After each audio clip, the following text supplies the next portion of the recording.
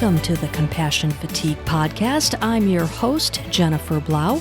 You're listening to Session 15. My guest today is Dr. Mike Dix. He is currently the Director of Veterinary Economics with the American Veterinary Medical Association. The Veterinary Economics Division has been tasked with improving the efficiency of veterinary markets and the profitability of veterinary practices. Dr. Dix served on the faculty of Oklahoma State University for 24 years as Director of International Trade and Development and the Great Plains Agricultural Policy Center. He has assisted farm and commodity groups, environmental groups, federal and state agencies, as well as Congress and foreign governments in developing food and agricultural policy, small business and community development, as well as small-scale water and energy production. Mike currently owns several businesses, including a bed and breakfast, consulting firms, and a real estate firm. Dr. Dix earned his BS in biochemistry and animal science from California Polytechnic State University, an MS and PhD in agricultural economics from the University of Missouri. He has authored over 480 books, book chapters, journal articles, congressional testimonies, and professional papers. Dr. Dix is here today to teach us all about compassion fatigue, risk factors, as well as developing compassion satisfaction. Without further ado, ladies and gentlemen, please welcome Dr. Mike Dix. Mike, thanks so much for joining me today on the Compassion Fatigue Podcast. How are you? I'm great. How about yourself? I'm doing well, thank you. So I'm really excited to talk to you today. So just for our listeners, I read an article that Dr. Dix wrote on compassion fatigue and satisfaction. And, we hear a lot about compassion fatigue, but we don't hear or read a lot about compassion satisfaction. So I'm really looking forward to this interview. Mike, when did you first discover that compassion fatigue was such a serious problem within the animal welfare field? I have visited a lot of veterinary practices since I've been at AVMA. I started here in 2013, and shortly after I came, I wanted to get out in the field and actually go into veterinary practices. And that's where I began talking to some of the young veterinarians, particularly the young female veterinarians that have been out 5 to 10 years of age, and they demonstrated what we normally associate with burnout.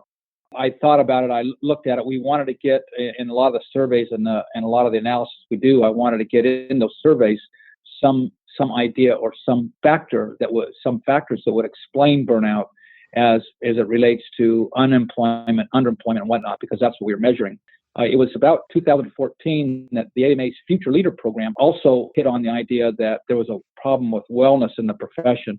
It was really the future leaders that stimulated us to really begin looking at it and to come up with a tool to use to measure both compassion satisfaction and compassion fatigue. So, I'm sure that you're well aware that many, if not all, really, of helping professions are vulnerable to compassion fatigue. But what do you think makes animal work different or perhaps unique? That's the $10 million question. There's a lot of hypothesis about that. Yeah. We've examined it 3 years now using this professional quality of life tool. We've really only identified a couple of factors that really stand out. One of those is the culture and the practice. I think that's an interesting perspective. The other ones don't always show up. So sometimes they do and sometimes they don't. We know that females have a higher propensity for burnout and compassion fatigue than men do. And there is some relationship between satisfaction with employment and compassion fatigue, and also between debt and income and satisfaction with employment. So there's a loose connection between levels of debt and income and burnout and secondary traumatic stress. Yeah, so you mentioned the Professional Quality of Life Scale, also known as the ProQual. Can you tell our listeners what that is? Sure. That's a tool that was developed by some professionals that study the metrics of psychological problems, and they came up with it. They've made the tool free. They've applied it to 90 professions. They have thousands of observations back. So the nice thing about that is the tool has a set of questions in it. You can put those questions in a survey, you get the responses, and then you score them. So it gives you a score, and you're able to compare that score across all the professions. And they have a sort of a range where the low is, where the middle range is, and where that high range is. And by and large, the veterinarian profession generally is on the low side. So, in general, that's true. But they also have this group that is on the very high side, either well above the maximum or approaching that maximum. And that's somewhere around 10%, which would be the group that really has a problem with compassion fatigue. Now, when I first started using the professional quality of life scale, it was really geared toward professionals that worked with suffering or traumatized people. Am I correct that they are now coming out with a version that is specifically directed for work with animals? The current version, the version 5, is applicable to anybody that provides that assistance to people. So it's not just soldiers, which really, as you know, fall under that primary traumatic stress, but it's also that secondary traumatic stress. Anybody that's involved in the care of either people or animals. So it's really, I'm not sure there's a distinction there. I'm not sure that I could tell you what the difference is between the tools that they put out. I know that the version that we've used, and the latest version, is applicable across professions of care providers. So that's a very interesting perspective. I come at it from 4 decades of work in international development.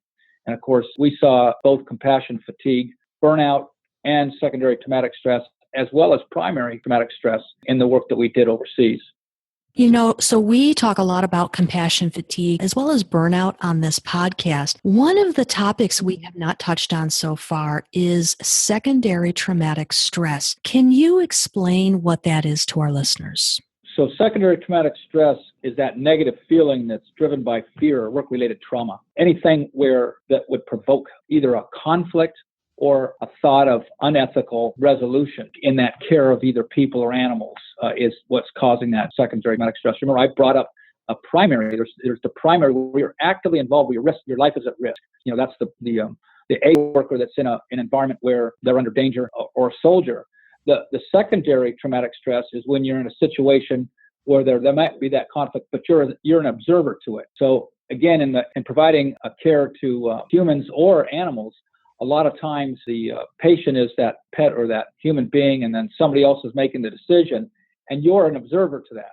So I just want to get your opinion on something. Take euthanasia and the person that has to perform that. Would you consider that primary trauma or secondary trauma? Yeah, that's a good question. I think you can approach it in both ways. And again, that they talk about that is that what they call it secondary traumatic is that vicarious traumatization. So if it's not, if you can't put yourself outside of that picture, is that you're doing your job and somebody else has made that decision, where you're saying, I'm actually doing that. It's me that's causing that problem. That's I would consider that primary stress. I'm not qualified to make that decision, but in my thoughts, that's what I would say. Again, I think the distinction that they make often is if it's not your life that's at risk, then it's secondary traumatic stress. Yeah, I would have to agree with you. I've always thought that it really does kind of walk a fine line between both primary and secondary traumatic stress. And, kind of related to euthanasia is suicide. This is a huge problem among animal welfare workers, especially veterinarians and animal control officers. Why do you think this is? Again, I think I really don't want to get into hypothesis of why that is, but I will tell you that we have looked at a lot of research at this, and there are a number of factors that come up. Access to the means of suicide. So veterinarians have that. I'm not sure animal control workers do, but veterinarians certainly do. Attitudes on death and euthanasia. Some studies have pointed out that people in the healthcare professions have a much higher willingness to use euthanasia in humans as compared to the general population, which is kind of interesting. When there's the idea, the suicide contagion, they call it. So when you're surrounded by people that are undergoing the same burnout, traumatic, secondary traumatic or primary traumatic stress, certain cognitive or personality factors, and I find that an interesting one. My observation is a lot of veterinarians simply don't like conflict. And when conflict arises, that causes secondary traumatic stress in them. So I'd like to look into that. Again, I don't want to, it's just like a working hypothesis. I'm not going to say that's a fact. It's something that I would like to look into. And then there's the work-related stressors. I mentioned that earlier about culture of the practice, or how satisfied someone is in that practice, or how they deal, how the practice or the management, the owners of that practice deal with those situations in a new veterinarian or in a young veterinarian, can create those work-related stressors. Gender is certainly an issue. Women have a higher propensity towards compassion fatigue than men do. Disease epidemics, oddly enough, people like the One Health workers or the public health workers that have to go out and do elimination of lots of animals because of foot and mouth disease or because of avian influenza, that plays on them. That's a secondary event. And then finally, complaints at work. The more complaints that someone has while they're at work from the client in any of the medical professions tends to elevate the risk for suicide. And most often that complaint is about inadequate care. And so you have this professional that has been competitive to become where he is, has never failed, and all of a sudden he's done everything he can, everything he's trained to do, and he gets leveled with by someone that really doesn't know much about it. My pet died, or my pet has a problem because it got inadequate care. So those are the stressors, I think, that we want to look at. Those are the ones that have been found in most of the literature. And the question is how do we go about doing that? So we're asking professionals to give us some tools to where we can actually evaluate those in a veterinarian profession. So you touched on this a little bit earlier, but based on your research, what populations besides women are most vulnerable to both compassion fatigue and secondary traumatic stress or vicarious trauma? So our research hasn't been able to really identify, again, any demographic characteristics that are consistently there in terms of being associated with a higher risk of either burnout or secondary traumatic stress. And we would really like to look at what we do know is, again, there's some loose associations. We find that early career person, 1 to 10 years out, is probably because of their debt and income situation and because of their level of inexperience, tend to have a higher risk associated with both burnout and secondary traumatic stress. And then on the other side of that scale is veterinarians that are 45 to 65 years of age, which is kind of interesting. So it seems like at some point you get fairly balanced, and then all of a sudden some of the decisions and maybe some of the things that you've done over your life start to weigh on you. I'm going to have to agree with you there, and I'm going to throw out a little psychobabble here, so bear with me. So according to Erik Erikson, we have developmental stages, and that age group that you mentioned, the 45 to 65, is what he calls generativity versus stagnation. And the goal in completing this stage at that point in your life is really that generativity, to give back. And so I think you might be onto something there. I can tell you in doing all the international work that I've done and all the groups that I've taken over, that group is the hardest group to take overseas because it affects them more than anybody. I think when you're at that stage of life and that stage of your career, you really have the sense that you can do something, that you can at least save a piece of the world. And when you get involved in that and you see just how big the problem is, and it's on a daily basis, I think it sort of breaks you down. It doesn't allow you to feel that any longer. It gets rid of that mountain of hope you had. And that's what I write about that chipping away at the soul. Every time you do that, you lose a little bit of that hope. And I know I can't tell you how many times I've been told overseas when I force somebody to continue to do the job that they came to do, and they say, that's easy for you because you're hardened to it. And I can tell you that couldn't be further from the truth. It gets tougher and tougher every time I go into those environments, just because I know it's there and I really don't want to confront it again. Yeah, so I'm going to ask you a personal question. Have you ever experienced compassion fatigue yourself? Yeah, absolutely. Both burnout and compassion fatigue. And I think that the compassion fatigue really hit me in my 50s. As a faculty member at the university, I spent a lot of time taking groups, both of students, mission groups, et cetera, overseas. And we had a model we called business as development. And so in each case, we had worked with the groups, the communities before we went over to identify what real needs were for those communities. And then we had engineers and ag people, sanitation, water engineers, et cetera, that went with us that had predefined projects. And one of the things that I've always done is when I go into a community, I look at the children, I kind of, in a sense, line them up and say, okay, what diseases have you had? And you can see the common things like rickets and Kwashiorkor disease, and you can see that they've got lesions and cancer and all kinds of different maladies, parasites. And in a lot of cases, you'll find that almost without a doubt, it comes down to an economic decision. Somebody needs help. In some cases, they need help quickly, or they're going to die. And the question is, are there economic resources available to do that at the moment? And a lot of times there just isn't. It's not like you can write a check and say, here, or put it on a credit card. It's a cash-only business, and that person has to get to the doctor. And I think that terrifies a lot of people when they see that, when they see someone that's 6, 7 years of age laying on the ground, and you know that person isn't going to make it unless immediate care is given, and you have no ability to provide that care. It's just out of your control. Those kind of events, again, that's that secondary traumatic stress.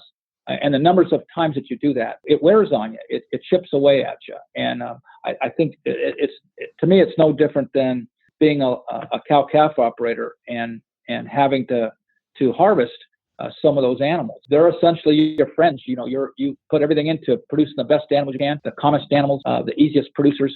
And then somebody doesn't make it. Somebody doesn't make the criteria. Economically, you can't keep them, and you have to get rid of them, and you know where they're going. So those things are constantly beating on you, constantly weighing you. I think what you have to get to is that point where you say, I can only do what I can do. And life is tough. There's lots of complications. So I'll do everything I can for everybody that I can, and I got to let it go with that. There's some people that I can't help. There's some animals I can't help, and that's just the way it is. I like to tell my students there's no such thing as good or bad. Everything's just different. Yeah, so it sounds like we really have to have boundaries and set limits on, our expectations of what we can do. I think it's coming to that realization. I think that's the problem. I know that, as a Peace Corps volunteer, you're out there and you think, I can save the world. I can do anything. And the more you're out there, the more you realize it's a big world, and you can't. And that bothers you. It gets smaller and smaller and smaller every time you go over.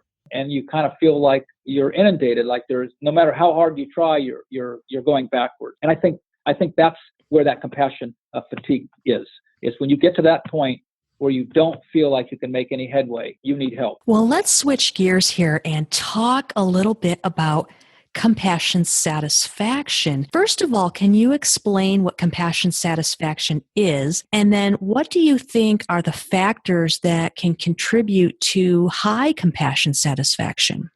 Sure, that's the positive side. So on the negative side, you have compassion fatigue. On the positive side, you have that compassion satisfaction. All those things that bring joy to you.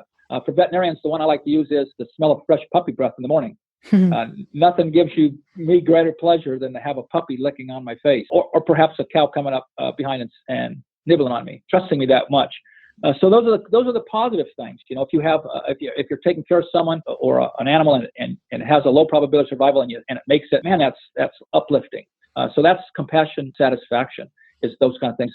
It's the joy you get out of the work that you do. And so if you think about that, again, this is one of the things that is also on the compassion fatigue side, is that culture of the practice. How much do we allow people to experience that? Do we force them into doing things that they're not, that they don't really, they're maybe not designed to do, or maybe don't really want to do, and we make them do it anyway? You're not going to get much compassion satisfaction that way, but you'll get compassion fatigue. And so a lot of it has to do with that culture of the practice and being able to have a person working in a situation that is supportive. So you can have an organization that either fosters a culture of compassion fatigue or a culture of compassion satisfaction. I think that's what our information is, what our data and analysis has been showing, is that there's a whole lot riding on the culture of that work environment. So I want to talk about a couple things here. So the first one is, what are some ways that organizations can increase that level of, or that culture of compassion satisfaction? Yeah, this is a real pet peeve of mine. It's something that I've noticed over my career that is sort of wanting in the work environment. And satisfaction is very easy to define. Satisfaction for an economist is just the difference between expectations and performance on those expectations. So if you go to if all your friends say this movie I went to see was the greatest movie ever, and you go in and see it, and it's just a good movie, then it didn't fulfill its expectations, and you're not very satisfied. But if you have a lot of friends that say, yeah, that movie wasn't very good, And so you have low expectations of it, and you go in there and you find that it is a pretty good movie. It beat your expectations, and you're very satisfied. So a lot of it has to do with setting expectations and getting everybody to agree on what those expectations are, both the employer and the worker, and then figuring out what does it mean to meet those expectations? What criteria am I going to use to evaluate that? And so to the extent that you can line up performance and expectations and get everybody on the same page, you will improve the compassion satisfaction amongst everybody in that work environment. And so what do you think that people individually can do themselves to contribute to that compassion satisfaction? Again, I think, first of all, you have to put yourself in that position of saying, look, I have to do what I need to do to be satisfied in this. And that means that I have to work with my employer to make sure we're on the same page, that I understand what his expectations are, and I'm prepared to meet those expectations. If I'm not prepared to meet those expectations, I need to go someplace else. And I tell students a lot of times when they're going out to look for jobs, make sure you understand that this isn't about you finding an earning potential. This is about you finding a place where you're part of the team. So you need to fit on that team. We can't have 9 shortstops, right? We can only have 1 shortstop.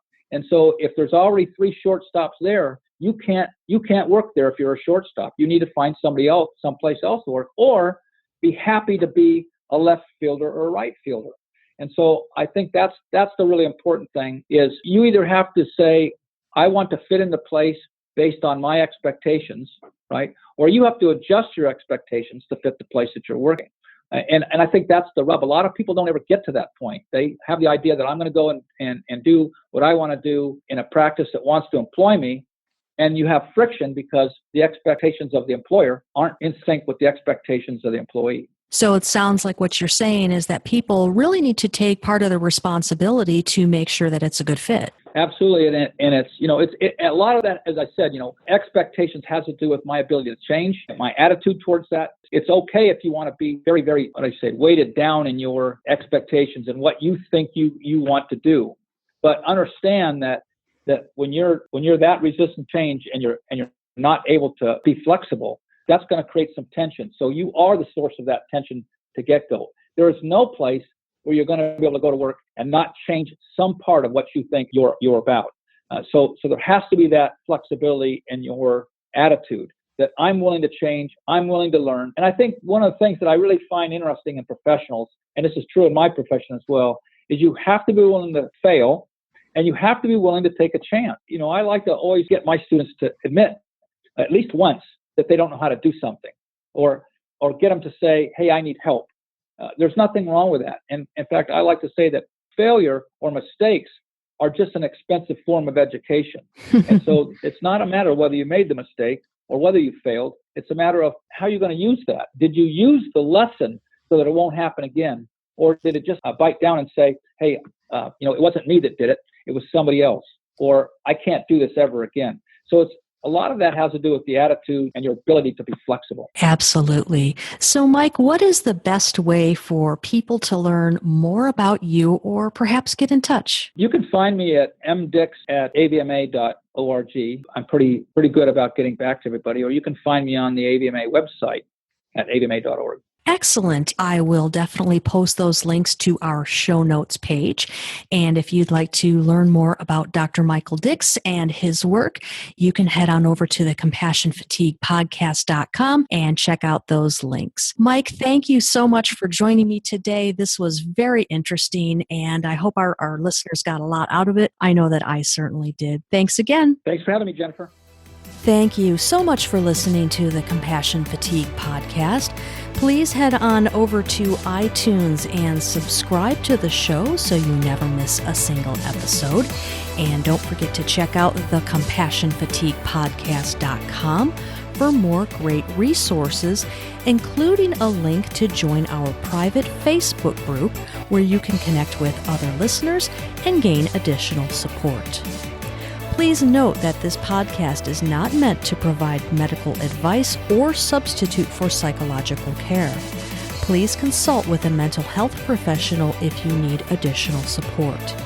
If you are feeling suicidal, please go to your nearest emergency room or call 911.